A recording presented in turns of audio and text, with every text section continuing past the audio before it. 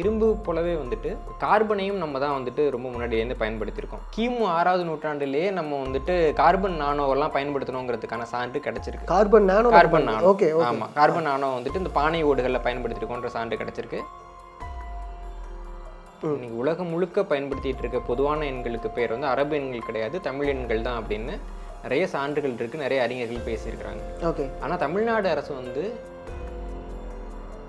இப்போ இந்தியாவை Vasco da Gama கண்டுபிடித்தாருன்னு அவன் எழுதலாம், நம்ம எப்படி அதை படிக்க முடியும்? அப்போ வாஸ்கோட காமா கண்டுபிடிக்கிறது முன்னாடி இந்தியான்னு ஒரு நாடு இல்லையா? அப்போ கிரேக்கரும் ரோமானியரும் யார் கூட வர்த்தகம் பண்ணாங்க? பிரிட்டிஷ்க்கு வந்து எஜுகேஷன் சிஸ்டம்னு ஒன்று பெருசாக கிடையாது. அவங்க எஜுகேஷன் சிஸ்டமே வந்துட்டு இந்தியா போன்ற பல்வேறு நாடுகளிடம் கடன் வாங்கிய எஜுகேஷன் சிஸ்டம் தான். ஐரோப்பியர்கள் இங்கே வர்றப்போ இங்கே இருக்க இந்தியர்களுக்கு நம்ம வந்து சுரண்டப்படுறோங்கிற எண்ணம் ஏற்படாமல் இருக்கணும்னு அவங்க நினச்சாங்க. அப்போ உங்களுக்கு கல்வி கொடுத்துட்டோம், நாகரிகம் கொடுத்தோம்னா அவங்க வந்துட்டு நம்மளை ஏமாத்துறதுக்காக சில பொய்களை சொன்னாங்க. நாங்கள் தான் வந்துட்டு காலராக்கு வந்து மருந்து முதல்ல கொடுத்தோம். சரி, காலராவை யார் கொடுத்தா?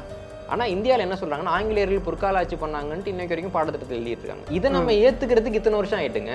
அதாவது இரும்பு முதல்ல தமிழர்கள் தான் கண்டுபிடிச்சாங்க அப்படின்னு முன்னாடி நீங்கள் சொல்லிட்டீங்க. அதுக்கப்புறம் தான் கவர்மெண்ட் வந்து அஃபிஷியலாக வெளிக்கொண்டு வராங்க. இது மாதிரி அடுத்து இந்த ஒரு விஷயம் வெளி உலகத்துக்கு தெரியணும் அப்படின்னா அது என்னவா இருக்கும்? தமிழர்களுடைய எண்முறை தொடர்பான ஆய்வுகள் நடக்கலை. ஏன்னா இப்போ தமிழ் அப்படின்னா எழுத்து பற்றி தான் நிறைய ஆய்வு நடந்திருக்கே தவிர எண் பற்றி நிறைய ஆய்வு நடக்கலை. ஓகே. தமிழ் எண்கள் பழமையானது, தமிழ் எண்களிடம் இருந்து தான் இன்னைக்கு வந்து அரபு எண்கள்னு சொல்லக்கூடிய எண்கள் பிறந்ததுங்கிறத பற்றி நிறைய பேர் பேசியிருக்கிறாங்க. இதுக்கு முன்னாடி வரதராஜனார் வந்து அதை பற்றி ஒரு கட்டுரை எழுதியிருக்கிறாரு. அந்த கட்டுரையை மேற்கோள் காமிச்சு பாவேந்தர் பாரதிதாசன் அவர்கள் பேசியிருக்கிறாரு.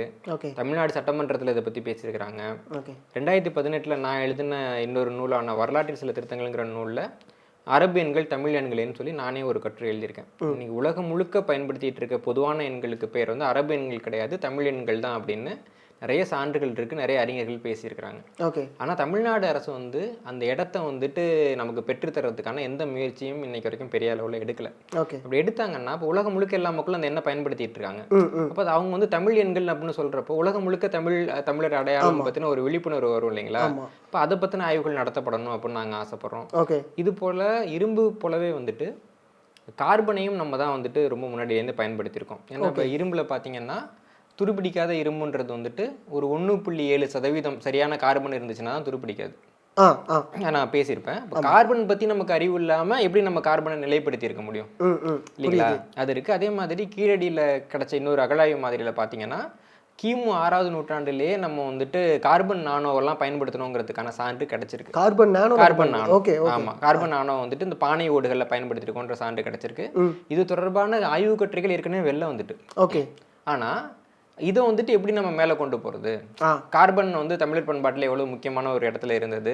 ஏன்னா இப்போ இந்த கார்பன் நானோ அதை பற்றின சில ஆய்வுகள்லாம் பார்த்தீங்கன்னா 1991 தான் அதுக்கு நோபல் பரிசு கொடுத்தாங்க.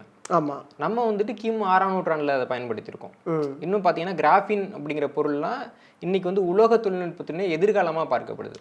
ஏன்னா இப்போ இரும்புனா ரொம்ப வலிமையானது தான், எடை அதிகமாக இருக்கும். இப்போ கிராஃபின், கிராஃபைட் அதெல்லாம் பயன்படுத்துகிறப்போ எடை குறைவான இரும்பை விட வலிமையான பொருட்கள் கிடைக்கும். இன்னைக்கு நம்ம வந்துட்டு கார்பன் ஃபைபர் சைக்கிள்லாம் பார்க்குறோம் இல்லைங்களா? அப்போ அது வந்து நாளைக்கு வளரப்போட தொழில்நுட்பம். இப்போவே நம்ம வந்துட்டு அந்த தொழில்நுட்பமும் நாங்கள் தான் வந்துட்டு முன்னோடியாக இருந்தோன்றதை சொன்னோம் அப்படின்னா தான் நமக்கு உலக அளவில் ஒரு மரியாதை கிடைக்கும். அப்போ தமிழ் இனத்துக்கு எந்தெந்த ஆய்வுகள்லாம் பண்ணால் உலக அளவில் வந்துட்டு ஒரு அறிமுகமும் மரியாதையும் கிடைக்குமோ அந்த ஆய்வுகள் இதுவரைக்கும் மேற்கொள்ளப்படலை. ஓகே. இப்போது சில அழுத்தத்தின் காரணமாக இந்த ஆண்டு தான் முதன்முறையாக இரும்புக்கான பெருமையை நம்ம வந்து பெற்றிருக்கோம். இன்னும் நம்ம அதில் போக வேண்டிய தூரங்கள் நிறைய இருக்குது, தொட வேண்டிய விஷயங்களும் நிறைய இருக்குது.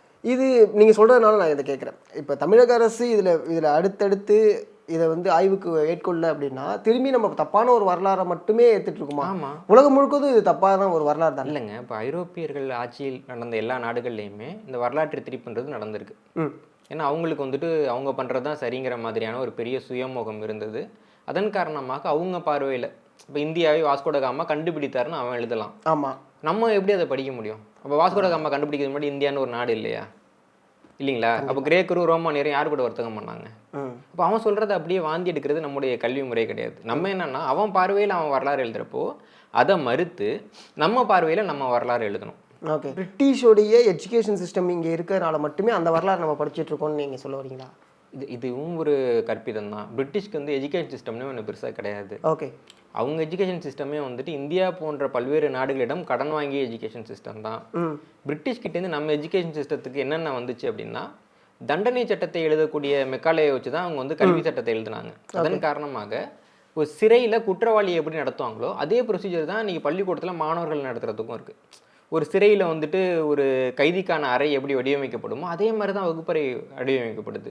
மெக்காலே கல்வி முறைக்கு முன்பாக ஆசிரியர்கள் மாணவர்களை வந்துட்டு பெரம்பு வச்சு தாக்குனாங்க அப்படின்னு நம்ம சொல்ல முடியாது. ஏன்னா மாணவர் அப்படின்னா இன்னும் சொல்ல மாணவருங்கிறத விட மான ஆக்கர் அப்படிங்கிறதா தமிழில் வந்துட்டு ஒரு சரியான சொல். மாண்பை ஆக்கிக்கிறதுக்காக வரக்கூடியவங்க அவங்க. ஓகே. இன்னும் நம்ம பின்னாடி போனோம் அப்படின்னா இங்கே வந்துட்டு பல்கலைக்கழகங்கள் இருந்திருக்கு. நம்ம வந்து நாலந்தா பல்கலைக்கழகம், தட்சசீலம் பல்கலைக்கழகம் பற்றிலாம் பேசுகிறோம் இல்லைங்களா? இங்கே பல்கலைக்கழகங்கள் இருந்தப்போ இங்கிலாந்தில் பெருசாக கல்வி இருந்ததுன்றதுக்கு சான்று கிடையாது. இன்னொன்று இங்கே இருந்த பல்கலைக்கழகங்களை பார்த்தோம் அப்படின்னா இதெல்லாமே வந்துட்டு இலவச கல்வி. மாணவர்கள் வந்து ஒரு அரசனாகவே ஒரு மாணவர் இருந்தாலும் அவர் வந்துட்டு ஒரு துறை மாதிரி தான் மாணவராக வர முடியும். அவர்கிட்ட கட்டணம் வாங்கி இவங்க நடத்தலை. அவரும் வந்துட்டு கஷ்டப்பட்டு தான் படிக்கணும். இப்படி வந்து அனைவருக்கும் பொதுவானதாக ஏழை மக்களுக்கானதாக இருந்த ஒரு கல்வி முறையை கட்டண கல்வி அப்படின்னு கொண்டு வந்தது ஆங்கிலேயர்கள் தான். ஆங்கிலேயர் காலத்துக்கு பின்பாகத்தான் கல்விக்கு வந்து அதிக செலவாகிறது அப்படின்றது நம்ம ஊரில் வந்தது. இலவச கல்வின்றது அங்கே போச்சு. ஓகே, புரியுதுங்களா? இதெல்லாம் பரிமாற்றங்கள் நடந்திருக்கு. அப்படி இருக்கிறப்போ ஐரோப்பிய கல்வி முறைனா நான் என்ன கேட்குறேன், ஐரோப்பாவில் என்ன கல்வி முறை இருந்ததுன்னு நீங்கள் என்ன ஆய்வு பண்ணியிருக்கீங்க? ஐரோப்பாவில் வந்து என்னென்ன வகுப்புகள்லாம் எடுத்தாங்க, யார் யார் பொதுமக்கள் படித்தாங்கன்றதுக்கு அங்கே சான்று இருக்கா?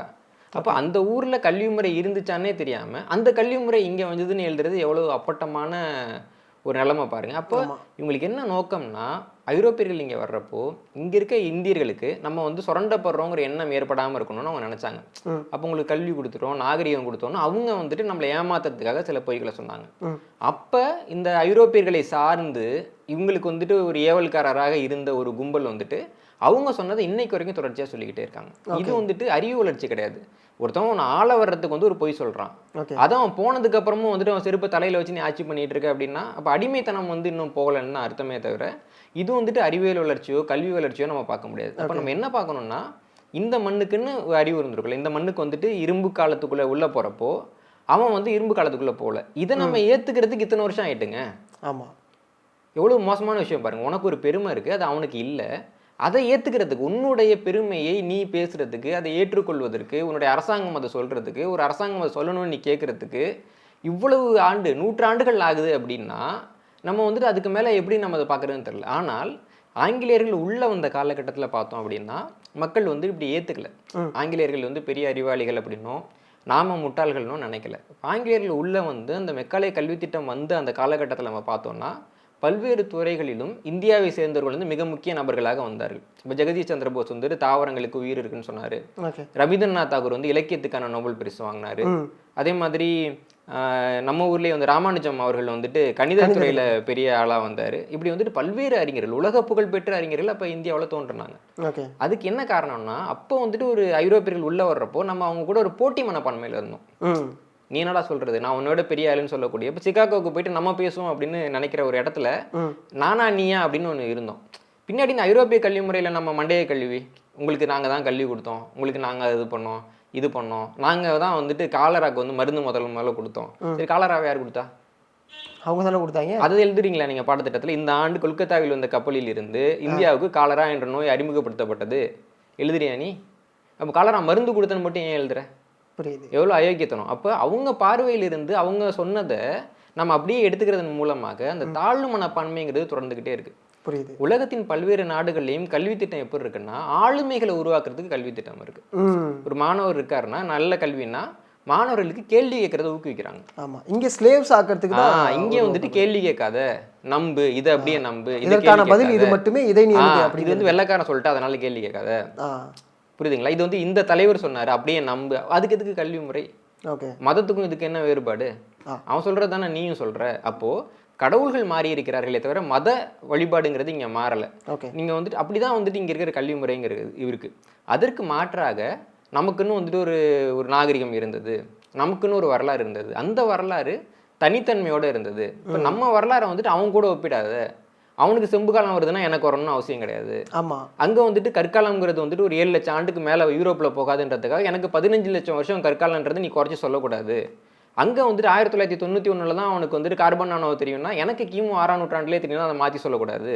இப்படின்னு நம்ம பேசுகிறப்போ இந்த மக்கள் என்ன பண்ணுறாங்கன்னா, நம்ம யாருக்கு ஆதரவாக பேசுகிறோமோ அந்த மக்களே வந்துட்டு அதெல்லாம் ஒன்றும் இல்லைங்க, நாங்கள்லாம் கொத்தடிமைங்க தான் அப்படின்னு சொல்கிறதையும் நம்ம பார்க்குறோம் இல்லைங்களா. பாரதியார் சொல்லுவார்ல, என்று தனியும் இந்த சுதந்திர தாகம், என்று மடியும் எங்கள் அடிமையின் மோகம் அப்படிம்பாங்க. ஒரு காலகட்டத்தில் என்ன ஆகுதுன்னா, நமக்கு பூட்டப்பட்ட சங்கிலிகள்லாம் நமக்கு ஆவரணங்களாக தெரிய ஆரம்பிச்சிடும் இல்லைங்களா. அதுக்கு பழக்கப்படுவதுன்னு ஒரு பெயருமே உண்டு இல்லை. அதுக்கு வந்து நம்ம வந்து ரொம்ப ஆண்டுகளாக நூற்றாண்டுகளாக பழக்கப்பட்டு இருக்கிறோம்ல. இன்னொன்று, இப்போ சுதந்திரம் அப்படின்னாலே பொதுமக்களுக்கு வந்துட்டு முன்னாடி ஆட்சி செஞ்சவங்க பண்ண விஷயத்த சொல்லி நம்ம வந்துட்டு அடுத்த கட்டத்துக்கு போகணும் அப்படின்னு அறிவுறுத்தக்கூடிய ஒரு நிலைமை தான் பல்வேறு நாடுகள் நம்ம பார்க்குறோம். ஆனால் இந்தியாவில் என்ன சொல்கிறாங்கன்னா, ஆங்கிலேயர்கள் பொற்கால ஆட்சி பண்ணாங்கன்ட்டு இன்னைக்கு வரைக்கும் பாடத்திட்டத்தில் எழுதிட்டு இருக்காங்க. அப்போ உங்களை போராடி விரட்டினவங்களாம் பைத்தியக்காரங்களா? புரியுது. இப்போ நீ பாடத்திட்டம் வச்சிருக்கன்றப்போ அவங்க ஆட்சி காலத்தில் நடந்த அவலங்களை நீ எழுதணும்ல. கண்டிப்பாக. வங்க பஞ்சம்னா என்ன, எத்தனை லட்சம் பேர் செத்து வங்காள போனாங்க, பஞ்சம் இப்போ வரைக்கும் பஞ்சம் தான் வங்காள பஞ்சமே. ஆமாம், அதை பற்றிலாம் நம்ம எழுதணும்ல. நம்ம பாட புத்தகத்தில் இப்படிலாம் தவறு பண்ணாங்க, எத்தனை லட்சம் பேர் இறந்து போனாங்க, மக்கள் செத்துக்கிட்டு இருக்கப்போ எப்படி வந்து தானியங்கள் வந்துட்டு கப்பல் கப்பலாக ஐரோப்பாவுக்கு அனுப்பப்படுதுன்னு நம்ம எழுதணும்ல. இன்னைக்கு வரைக்கும் நம்மளை மிதிச்ச வந்து ஒரு காலையே நம்ம தொழுதுகிட்டு இருக்கோம் அப்படின்னா அது வந்துட்டு ரொம்ப ஒரு மானங்கெட்டத்தனம், அவ்வளோதான்.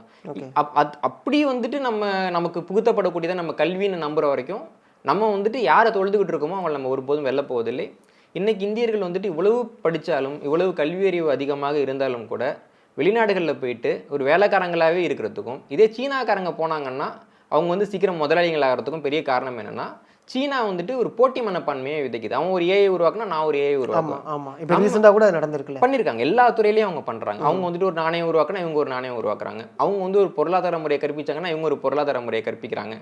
அவங்க எல்லாத்துக்கும் போட்டியாக பண்ணுறாங்க. இந்த யூரோப்பியர்கள் சொல்கிறது வந்துட்டு இவங்க ஏற்றுக்கிறது இல்லை. அவங்க வந்து மாற்றத்தை யோசிக்கிறாங்க. ஆனால் நமக்கு என்னென்னா, ஐரோப்பாவில் யார் சொல்லிட்டாலும் அது வேத வாக்கு. ஆமாம். அப்போ என்னென்னா, நம்ம வந்துட்டு ஒரு அறிவு வளர்ச்சியே இல்லாத ஒரு கல்வியை நம்ம வச்சுருக்கோன்றப்போ அதனால் எந்த பயனும் இல்லை. அப்போ ஐரோப்பியர்கள் தான் கொடுத்தாங்கன்னா நமக்கு கொடுத்த இந்த தாழ்வு மனப்பான்மையை தவிர வேறு எதுவும் அவங்க பெருசாக கொடுக்கலன்னு தான் நான் பார்க்குறேன்.